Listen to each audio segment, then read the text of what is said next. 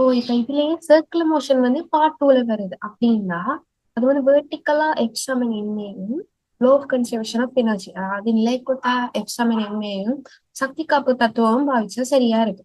இப்ப நான் இதுல இருந்து என்ன சொல்ல வாரேன், அதே மாரி இப்ப பைமூலஹர்லி சிம்பிள் ஹார்மோனிக் மோஷன். இதுல வந்து எப்படின்னா, அவங்க டைம் தான் கேட்க போறாங்க. எக்ஸ்ட்ரா டைம் தான் கேட்பாங்க எப்பவுமே. அதுல வந்து எப்படின்னா, முதலாவது வந்து ஒரு ஒரு டைப் ஆஃப் கேள்வி, ரெண்டு ரெண்டு டைப்பா தான் அதுல கேள்வி கேட்பாங்க. ஒன்று வந்து டைம் கேட்கறதா கேள்வி. டைம்ல வந்து இப்போ ஒன்று வந்து வட்டங்கள் செய்யற மாதிரி வரும். இன்னொன்னு வந்து சமன்பாடு செய்யற மாதிரி வரும். அந்த ரெண்டு டைப்லயும் தான் கேள்வி வரும். அது தனி ஒரு கேள்வி வர போறது இல்லை எஸ்ஹெச்எம்ல. அப்ப நீங்க இதுல இருந்து என்ன இப்ப நான் என்ன சொல்ல வரேன்னா, எல்லாமே சரியான பேட்டர்ன் வருது. மேட்ச் பேப்பர் இருந்தா நீங்க அதுக்கு மேட்ச் பேப்பர் செய்யறதுக்கு தனி ஞானமோ அப்படி ஒண்ணும் இருக்க தேவையில்ல. முந்தின பேப்பர் அப்படின்னு சொல்லலாம். ஆனா இப்பத்தி பேப்பர் வந்து எல்லாமே பேட்டர்ன். சோ நீங்க எவ்வளவுத்துக்கு ப்ராக்டிஸ் பண்ணீங்களோ அவ்வளவுத்துக்கு உங்களுக்கு நல்ல ஃப்ளோ இருக்கு, நீங்க நல்லா செய்வீங்க. இப்ப நான் உதாரணமா சொல்றேன்.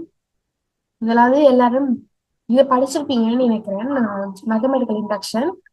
சோ படிப்பிக்காட்டியும் பரவாயில்ல பாருங்க. இப்ப நான் பேசிக்கா எப்படி இந்த கேள்வி இப்ப நான் உடைக்கிறேன்னு சொல்றேன். இப்ப இதுல வந்து இப்போ இதுல வந்து பிரின்சிபல் ஆஃப் மேத்தமெட்டிக்கல் இண்டக்ஷன்ல இதை ப்ரூவ் பண்ண சொல்லியிருக்கு. மேத்தமெட்டிக்கல் இண்டக்ஷன்ல அதை பொறுத்தவரையில டோட்டலா 4 டைப்பா தான் கேள்வி வருவாங்க. 4 டைப்பா தான் கேள்வி வரும். ஒன்று வந்து அந்த சீரிஸ் போட்டு சிக்மா போட்டு ஒரு கேள்வி வரும். அடுத்தது ரெண்டாவது கேள்வி வந்து இப்படி எப்ப கேள்வி வரும். மூன்றாவது கேள்வி வந்து எங்கட 2025 அதாவது இன்இக்வாலிட்டியில கேள்வி வரும். அடுத்தது வந்து கொஞ்சம் ஸ்பெஷல் டைப் ஆஃப் கேள்வி இருக்கு. சோ இந்த நாலு கேள்வி அடிப்படையில தான் உங்களோட என்ன சொல்றது மேத்தமெட்டிக்கல் இண்டக்ஷன் தான் வரும். இப்ப இதை பொறுத்தவரை இது ரெண்டாவது டைப்லாம் வந்திருக்கு. இப்ப 2025 இன்இக்வாலிட்டி கேள்வி வந்து 2025 பைலட்ல முதலாவது பேப்பர்ல போட்ட கேள்வி மாதிரி தான் அந்த பைலட் பேப்பர் கேள்வி. அதே மாதிரி 2025 சிக்ஸ் டேர்ம் பேப்பர் மக்களுக்கு முதலாளியும் அந்த இன்இக்வாலிட்டி மாதிரி தான் வந்து. இப்போ யூஸ்வலாவே இன்இக்வாலிட்டின்னா எல்லாருமே பயப்படுவீங்க. என்ன சரியா வருமோ சரியா வராதோன்னு எல்லாருமே பயப்படுவீங்க. அப்படி பயப்பட்ட ஆள் தான் நான். என்ன செஞ்சேன்னா அது வந்து எப்படின்னா ப்ராக்டிஸ் இருக்கு. ஸோ அதெல்லாம் நான் செஞ்சேன். அதே மாதிரி தான் உங்களுக்கு நான் சொல்ல வரேன். இப்ப இப்ப யூஸ்வலி இப்ப நான் இந்த 4 கேள்விக்கு நீங்க ப்ராக்டிஸ் பண்ணீங்கன்னா இந்த முதலாளி செய்வீங்க. இப்ப அதே மாதிரி இப்ப டோட்டலா 3 ஹவர்ஸ் சொன்னா தானே. இப்ப பியூர் சரியா பிளேட்டுக்கும் சரி, பியூர் 3 ஹவர்ஸ்ல வந்து முதல் ஏ பார்ட் வந்து ஒவ்வொரு கேள்விக்கும் 4.5 நிமிஷம் தான் நீங்க எடுக்கணும். இதான் நீங்க ஒரு களி முடிக்கக்கூடிய மாதிரி இருக்கு. இப்போ அதே மாதிரி பார்ட் 2க்கும் வந்து டோட்டலா 7 களி நீங்க அதுல 5 களி செய்யணும். அதுல 5 களில ஒரு களிக்கு 27 மினிட்ஸ் வரை கொடுக்கணும்.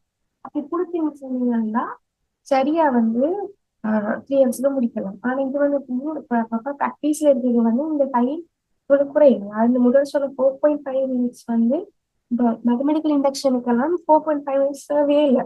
2 மினிட்ஸே காணும். ஸோ அந்த மிச்சம் 2.5 மினிட்ஸ் நீங்க என்ன செய்யணும்னா பாட்டுகளுக்கு நீங்க கொடுக்கலாம்.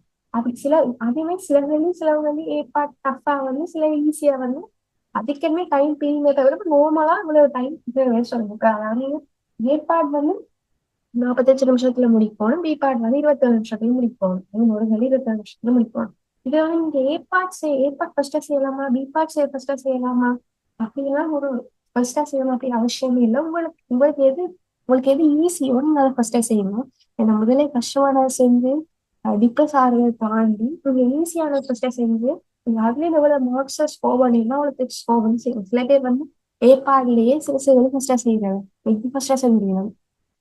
இப்ப ரெண்டாவது மொட்களை பொறுத்தவரையில இப்ப நார்மலா இப்படி வந்தா ஓகே.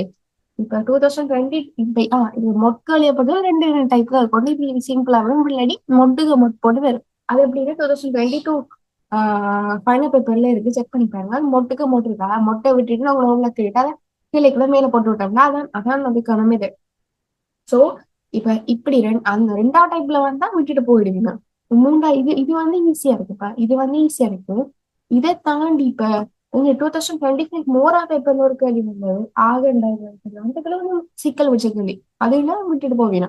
அப்படி 4 கேள்வி இப்ப இது ஓகே. ஆனா இதெல்லாம் இப்பதான் செய்யலாம்னு சொல்லணும். ஏன்னா இது வந்து இப்ப இதையும் முடைக்கணும் அப்ப அதுக்கு டைம் கூட. சோ இதை விட்டுட்டு நான் பிறகு செய்யறதால வந்து நான் இந்த டைம் நான் வந்து சேவ் பண்ணி கொள்வேன். இப்ப இது பார்த்த உடனே விளங்குது. இது வந்து இதை கன்சிகேட் பண்ணிட்டு இதை வெட்டிட்டு இதை வந்து ரூட் ஆஃப் எக்ஸ்ன்னு போட்டுட்டு -2 + 2ன்னு போட்டுட்டு செய்ய விட விரும்புகிறேன். ஆனா இப்ப இதுக்கு ஈஸியா ஐடியா வருது, சிலதுகளுக்கு வராது. ஸோ அப்ப வராட்டி விட்டு போயிடும். இதை நான் யூஸ்வலா கடைசியா தான் செய்யணும். இது வந்து நார்மலா செய்யறத விட சப்ஸ்டிடியூஷன் போர்டு வந்து ஈஸியா இருக்கும். ஸோ கொஞ்சம் யோசிச்சு செய்யறது வந்து ஈஸியா முடிக்கலாம் அப்படின்னு நான் கடைசியா தான் செய்யறேன். அடுத்தது வந்து இது சிம்பிளாவே முடிக்கலாம். ஏன்னா இது வந்து சும்மா டிஃபரன்ஷியேட் ஒர்க்கா பண்ணிட்டு திருப்பி டிவை/dx போட்டுட்டு -1 அப்படி அதை போட்டு விட வரும்.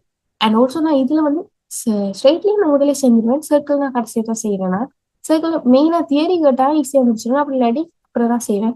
இந்த 10ஆம் கேள்வி பொறுத்த வரையில இதெல்லாம் இப்ப இந்த கேள்வினா முதலே முடிச்சிடும். ஏன்னா இது வந்து சும்மா ப்ரூஃப், பேசிக்கா ப்ரூஃப் 27 ஆக்கில் இப்பெல்லாம் படிச்சு வச்சிருக்கீங்க. ஸோ இன்னும் பேசிக் சிம்பிள் ப்ரூஃப். ஸோ நான் இதை உடனே முடிச்சிடுவேன். அண்ட் ஆல்சோ இதுல ஜெனரல் சொல்யூஷனுக்கு கவனமா இருக்கணும். ஏன்னா அதுல ரேஞ்ச் போட்டிருப்பாங்க. ஸோ நீங்க ரேஞ்சை பார்க்காம நீங்க எல்லாத்தையும் போட்டுருவீங்க. விட எல்லாத்தையும் மார்க்ஸ் 20 மார்க்ஸ் முடிப்பாங்க. கடைசி 5 மார்க்ஸ் வராது. ஏன்னா அந்த கடைசி ரேஞ்சுக்கு இல்லையா. அதோட இது பொறுத்தவரை மேக்ஸுக்கு வந்து ஒவ்வொரு சரிக்கும் 5 மார்க்ஸ் வரும். ஒரு சரியில 5 மார்க்ஸ் வரும், ஒரு சரி இல்லாட்டி 5 மார்க்ஸ் வராது. அதுதான் பேசிக் கான்செப்ட். அண்ட் ஆல்சோ இப்ப நார்மலா ஸ்டூடெண்ட்ஸ் நாங்கெல்லாம் விடுற மெயின் மிஸ்டேக்ஸ் என்னன்னா இன்இக்வாலிட்டி பார்த்து பயந்து ஓடுறது. நானும் பழகிட்டேன் தான். பிறகுதான் விளங்கினது அப்படிலாம் இல்லை. இன்இக்வாலிட்டி தான் இருக்கிறதுல ஈஸி. ஏன்னா அவங்க பெருசா ஒன்றும் போட மாட்டோம். இப்ப விடி கிராஃப்னா சிம்பிளா போடணும். T 0 அப்படிதான் போடுவாங்க. அப்படித்தான் வருமே தவிர வேற ஒன்றுலயும் அவங்க போட மாட்டாங்க. அதாவது இப்ப நாங்க இன்இக்வாலிட்டி இருந்தா இன்இக்வாலிட்டிக்கு மேல ஏதாவது ஒரு ரிலேஷன்ஷிப் அவங்க கேட்டிருப்பாங்க. அந்த ரிலேஷன்ஷிப்ல இருந்தா இன்இக்வாலிட்டி வரும். அந்த ரிலேஷன்ஷிப்ல ஏதாவது இருக்கிற ஒரு விஷயம் வந்து அந்த இன்இக்வாலிட்டியில இருக்காது. ஸோ இதுல இல்லையோ அதுல நீங்க இன்இக்வாலிட்டி போடுற மாதிரி தான் இருக்கும். அதாவது நான் அது விளங்கப்படுத்திக்க சொல்றேன். நான் பேசிக் பாஸ்டா தான் சொல்றேன் நினைக்கிறேன். தெரியல பாப்போம். அடுத்த வந்து அடுத்த மிஸ்டேக் என்னன்னா ஸ்டெப்ஸ் வந்து சரியான முக்கியம். நீங்க ஸ்கீமை பாத்தீங்கன்னா தெரியும், ஒவ்வொரு ஸ்டெப்புக்கும் எவ்வளவு மார்க்ஸ் போட்டுருக்காங்கன்னு தெரியும். அதாவது எப்படின்னா சென்டர் ஆஃப் கிராவிட்டின்னு ஒரு பாடம் படிப்பீங்க அப்ளைட் மேத்ஸ்ல. அது வந்து சரியான ஈஸி பாடம். ஆனா என்னடா எங்களுக்கு ஒரு மொரா எக்ஸாம்ல வந்து அதுக்கு வந்து மொமெண்ட் எடுத்து நாங்க சமப்படுத்தல. எங்களுக்கு 5 மார்க்ஸ் பட்டினாங்க. ஃபுல் மார்க்ஸ் எனக்கு 5 மார்க்ஸ் இல்லை. அப்படி அப்படி ஒரு போனது. அதுல 14 இது வந்து எப்படின்னா கடைசியில வந்து இப்ப இதுக்கு தனி மூமெண்ட், இதுக்கு தனி மூமெண்ட், இதுக்கு தனி மூமெண்ட், அப்படி இதுக்கு தனி மூமெண்ட் அப்படி எடுத்து செய்வோம். அப்படி செய்ய வந்து இந்த தனித்தனி மொமெண்ட் வந்து டோட்டல் மொமெண்ட் ஈக்குவல் நாங்க எழுதணும். அப்படி எழுதாட்டி அதுக்கு வந்து 5 மார்க்ஸ் பட்டிடுவாங்க. ஸோ ஸ்டெப்ஸ் எல்லாம் சரியான முக்கியமா இருக்கணும். அதே மாதிரி இப்ப அப்படின்னா சில பேருக்கு பியூர் சரியா பிடிக்கும், பியூர்ல நல்லா ஸ்கோர் பண்ணுவீங்க. சில பேர் அப்ளை பிடிக்கும், அப்ளைல ஸ்கோர் பண்ணுவீங்கன்னா உண்மையாவே ரெண்டுமே ஈஸி தான். உங்களுக்கு ஏத்த மாதிரி தான் நீங்க செய்யணும். உங்களுக்கு ஏத்த மாதிரி நீங்க இதுல கூட ஃபோக்கஸ் பண்ணுவாங்க பார்த்து கூட ஃபோக்கஸ் பண்ணுவோம். கடைசி டைம்ல படிக்கிற பாடங்கள்லாம் உங்களுக்கு சரியான ஈஸி. ப்ரொபாபிலிட்டி, ஸ்டாட்டிஸ்டிக் எல்லாம் சரியான ஈஸி. இப்ப எல்லாம் ஈஸிகள் தான் சரியான வேறு. இப்ப முதலாக இணையதை பொறுத்த வரையில டோட்டல் ப்ரொபாபிலிட்டி தியரம் கேட்பாங்க. அடுத்து வந்து பேஸ் தியரம் கேட்பாங்க.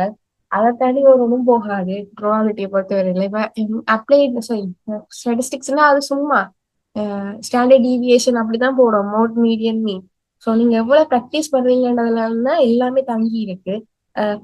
இப்ப நான் முதல்ல இப்ப பியோர்ல ஒரு கேள்வி, ஆப்பிள்ல ஒரு கேள்வி, இல்லாட்டி ஏதோ ஒரு மாதிரி பியோர்ல 10 கேள்வி முடிச்சுட்டு ஆப்பிள் 10 கேள்வி முடிச்சுட்டு ஏதோ அப்படி போற ஐடியால இருக்கிறேன். உங்களுக்கு ஏதாவது உங்களுக்கு ஐடியாஸ் சஜஷன் இருந்தா நீங்க கமெண்ட் பண்ணலாம். அப்படி இல்லாட்டி எனக்கு இமெயிலோ இல்லாட்டி இன்ஸ்டா டிஎம்மோ பண்ணலாம். நான் ரிப்ளை பண்ணுவேன். அண்ட் ஆல்சோ தேங்க்யூ ஃபார் வாட்சிங். ஏதும் இருந்தா கமெண்ட் பண்ணுங்க. Thank you so much.